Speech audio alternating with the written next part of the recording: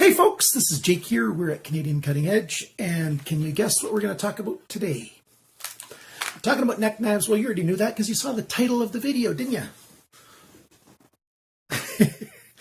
So this first video, I'm going to do a whole series on neck knives, and I'm going to review a number of different neck knives. But to start with, we're going to talk about the concept of neck knives, and hopefully most of what that entails. There's all kinds of things involved in what makes a good neck knife, what isn't a good neck knife, how to carry a neck knife.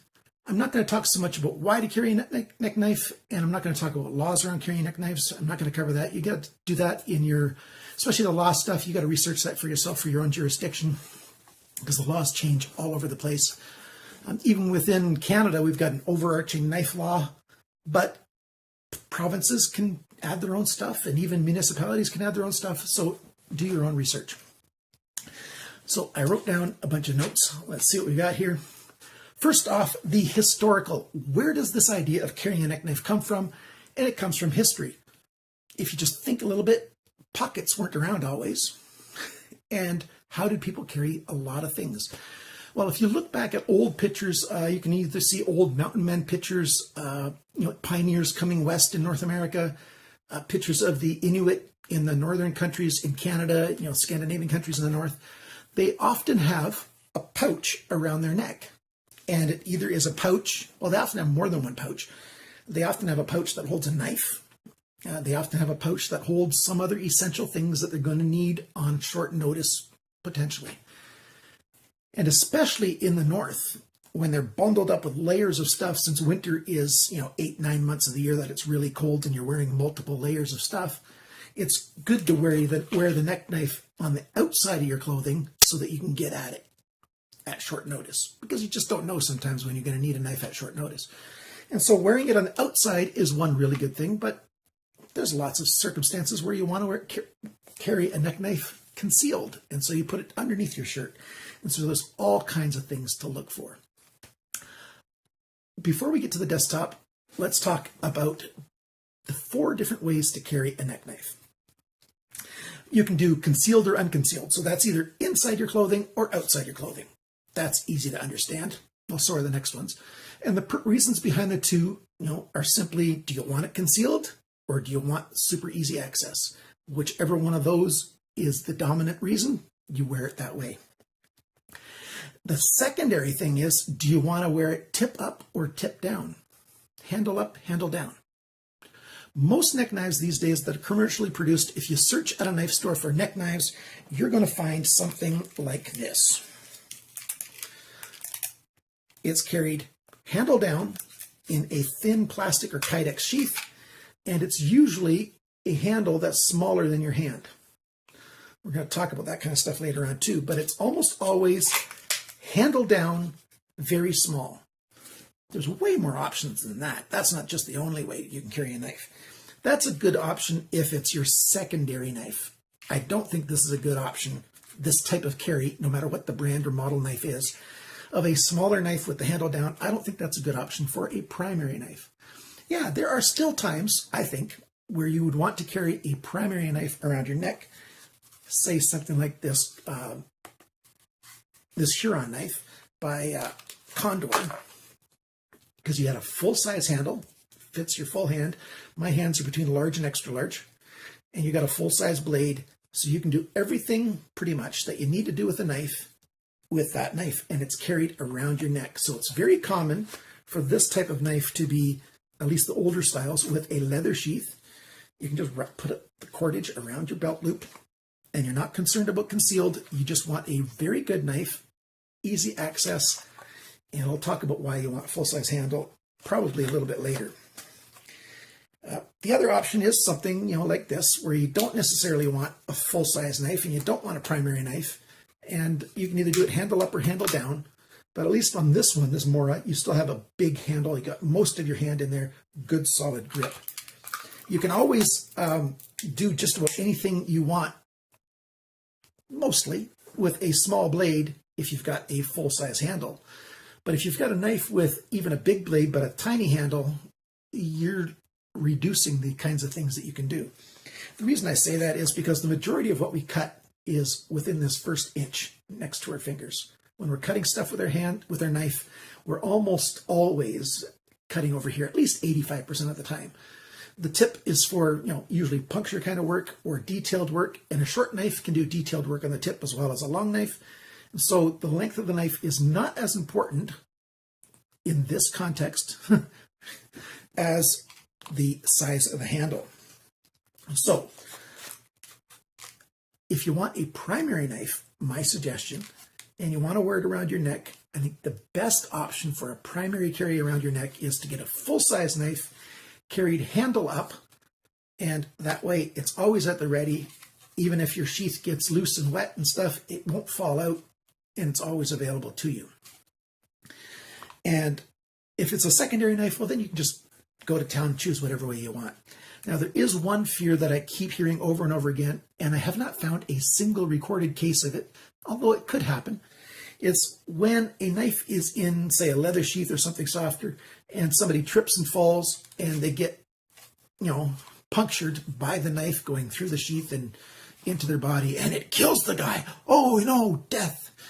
And there's so much fear-mongering going around in our society these days.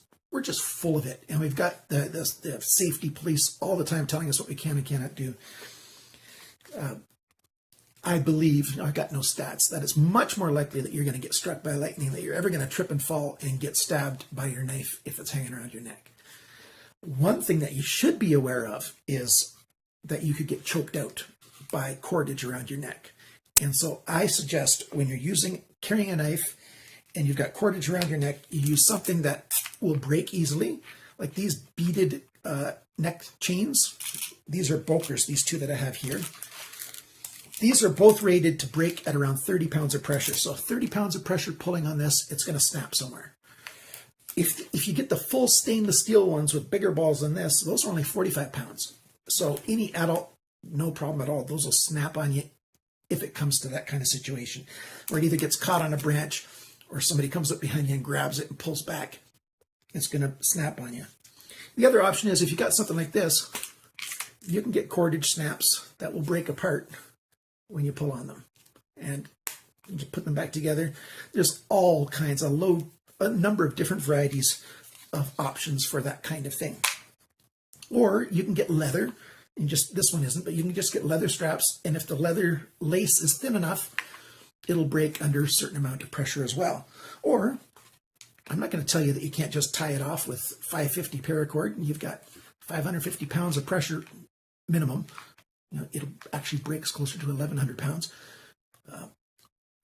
550 paracord breaks at 1,100 pounds because they rate it for half of the spec that it gets tested at. So paracord, 550 paracord is really strong stuff. And if you want to tie it knot in the back and tie it on, I'm not going to tell you you can't do that. And I'm not going to tell you you're not supposed to do that. You've got your own brain. You make your own decisions. I don't think you're stupid. I'm not safety police. So now let's go to the tabletop and cover some more items about neck knives. Keep watching.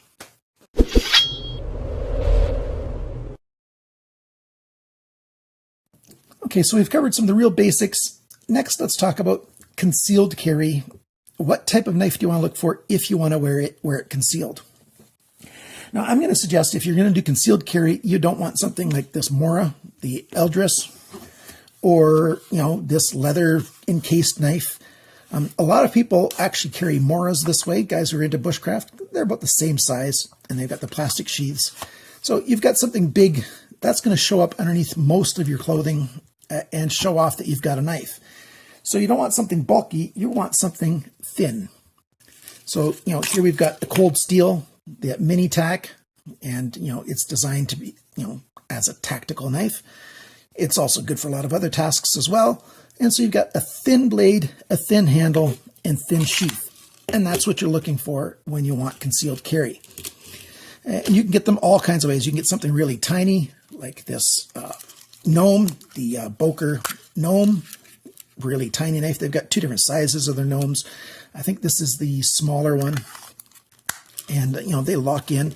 Most of these commercially produced small concealed carry style ones are handle down. I don't have any in my current collection that are handle up. You can get everything from a knife with a really short blade, to a knife with a big full size 4-inch blade or longer, whatever you want. So concealed carry, you're looking for something thin. Now, outside carry, if you're wearing it outside of your clothes, it doesn't matter. Something thin like this is still a really good choice. But then again, you're open to options of something, that's a bit more bulkier. Something like the Mora Eldris, I think, is a really good choice because you've got a handle that's almost full size. Most people, large and smaller hands, men's large and smaller, are going to find this to be very adequate. My hands are just between large and extra large, and look, it fits in there very, very well. I might like it back a little bit sometimes, but it just fits in there very, very well. And you've got a good edge to cut with. You've got a good tip for controlled cutting with, and it's a very, very useful option. But I still wouldn't use this as my primary carry, but it's a really good choice. And you can get it in all kinds of colors. And so definitely non-concealed colors, bright colors if you want to. Or something like this. You've got the classic wooden handle and the leather sheath, and it's very easy to use. What would I prefer, tip up or tip down? If it's my primary knife, I'm going handle up all the time, tip down. And that way I know it's always going to be there. It's not going to fall out accidentally. If I bend over and, this gets hit on something, it's not going to catch and pull it out. You can foresee that if this is hanging loose, dangling, you could foresee a branch maybe getting into the hole. The odds are super, super, super low. But, it's possible that maybe something's going to cause something to get pulled out. But it's not very likely at all. So handle up and outside carry, very good option. And it's the one I use predominantly when I'm out, going camping and stuff. Because here in Canada, it's very common for you to have cooler days where you're not, wearing next to nothing, just a shirt and going out. You often have layers. And I like to have my knife outside of my shirt where it's easy to get at in that camping type of scenario. And I don't generally use a neck knife at all in an urban setting. I use a belt knife. So a pocket knife or a belt knife, like a belt pouch, like the classic Buck 110 comes in a pouch that sits on your belt. That or a pocket knife is what I generally use in urban EDC type of scenarios. So when I want to use a neck knife, for me, it's often, camping type scenario outside, and I like this kind of solution right here. Another factor to consider is the weight. Do you want something that is more than, and my sort of ballpark is 8-9 ounces total? That's between the sheath and the knife. Do I want more than 8 or 9 ounces hanging around my neck? Probably not. Some knives are much heavier and you just don't want them around your neck. But I do like having some weight to the knife around my neck because it's a constant reminder that my knife is with me. If this is around my neck and I can feel this on my neck, I can always feel that there's some weight there. Whereas if you've got your knife in a sheath on your belt, that knife could potentially get snagged and you lose it. Like a friend of mine just told me about this weekend, and they lost the knife and all of a sudden, they're carrying a sheath around that's empty and they are not aware that it's gone. A neck knife is very, very good to not disappear that way, especially concealed carry inside your clothes. There's nothing it's going to catch on and you're going to have that knife with you. So there's that feature or that aspect of carrying a knife around. You want the weight to not be too high that it annoys you on your neck, but it's good to have some weight. It's just to give you that constant ongoing reminder that you've got it. I've talked about what types of cordage, the lashing you can use. These chains, if it's outside carry and it's really cold outside, I don't like these. I generally prefer the paracord with these snaps. Well, see, it takes a fair bit to pull them apart, but certainly a whole lot less than my body weight or the amount of stress that it needs if it's going to be somebody trying to choke me out. Yes, of course, somebody's going to say they can grab it over here and now they've got full control. Okay, we can always get ridiculous if we want to, but I'm not going there in this video. So those are good things. So my question for you now, before I get into the individual reviews, is do you carry a neck knife? If so, when and why and how? Let me know in the comment section below. And also, If you know of a budget neck knife that you'd like me to review, let me know in the comment section below. I do not like the CRKT Minimalist. I know a lot of people are going to say that. The CRKT Minimalist, they've got really cheap steel. And I do have a, bottom line, I don't really like the super cheap steels because, your knife's going to get dull too quickly. 8CR13 MOV is a reasonable steel in my opinion. But when you get to the 7CR17 or worse, the 5CR whatever, those steels tend to be brittle and get dull easy, and like they're chippy. They're just not worth getting, even though I love the handles on so many of the minimalist designs. CRKT Minimalist line, there's a load of different knives, and the handles are awesome for a minimalist kind of knife. I just wish they'd push them out the door with better quality steel. So let me know how you carry it, why you carry it, neck knife, inside, outside, handle up, handle down, which models you like the best, which budget-friendly models you would like me to review. And when I'm saying budget-friendly models, it's below $50 US for the retail price, and preferably below $30. $25 is a really good number for a budget knife. And cheaper is also really good, but keep it in that budget range, and there's a chance I might review it. So if you want to know what these are, this is the Condor Huron. This is the Boker Plus Gnome. This is the Boker Plus SK knives. What's the model? I'll put it on the screen. I just got this one really recently. This is one of the Mini-Tac. Mini-Tac is kind of like the minimalist line. They've got a number of different blade styles, and this one is quite nice with that Bowie kind of style blade and tip. These are plastic. This is Kydex. This is also a Boker. No, this isn't a Boker. This is a real steel. I forget the name of this one. Starts with an R, doesn't it? I'll put that on the screen as well. The Mora Eldris. And here we've got another Boker. I just had a shipment of Bokers come in. I had to buy them for my own cash, but I didn't have to pay quite full price. So here's another Boker, and it's got a totally different kind of design, but it's got a very good grip handle. So what do you look for in your neck knife and why? And let us know in the comment section below. Thank you, everybody, for watching. Thanks for liking, sharing, commenting, and subscribing. And remember, guys, always cut towards your chum, not your thumb.